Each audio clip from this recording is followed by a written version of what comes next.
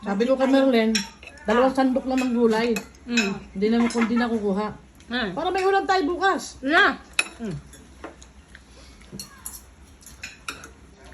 Nakailang sandok ka na Merlin, pabalik-balik na ka ha? Saan? Gulay? Kulang eh. Ang tandok lang. Yan. Ang kalahati niyan, hapunan. Ang kalahati, bukas. Napatay tayo to. Hindi pa madaanan? Pero ano na, kalahating tao na. At least kalahating tao na. Hindi, may kanin pa dito oh. Masa man ilang puan? Asa ilang lam ka sa itong hatag? Hindi naman agad-agad yan. Yung relief.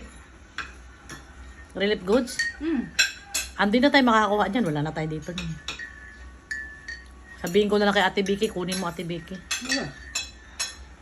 Ngayon pa. Pero minsan kasi pag kumatok sila na walang tao, hindi na rin nila iniiwan.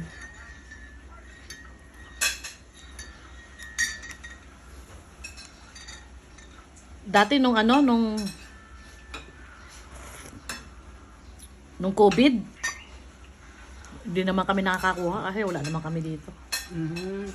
Pero nung late na, parang bigas yata, nakakuha sila ni Jason 5 kilos. Magagandang relief dito. Magagandang relief dito. Kasi bukod sa barangay na nagbibigay, yung association mismo ng village nagbibigay.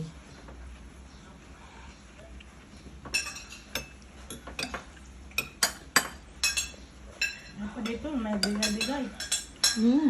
Dapat na may mga business manager. Balita ba? Ano sa Cubao maganda? Ang namin doon, ayuda. Ganda. Naka-box. Marami nagbibigay doon. Bukod sa barangay, mga konsihal, mga congressman. Yan. Nakailang kami noon? Nakailang box kami noon na ang laman. Spaghetti sauce. Dilata, mga corned beef.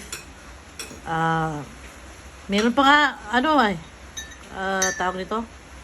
Yung fruit cocktail. Si Jihide ang cook ni Jinay. Yan, nagkape kami guys kasi ang mga tigulang guys, gilamig guys. Yan. Kape ka, di ba? Mapay tubig na dito. Ay, kanino to?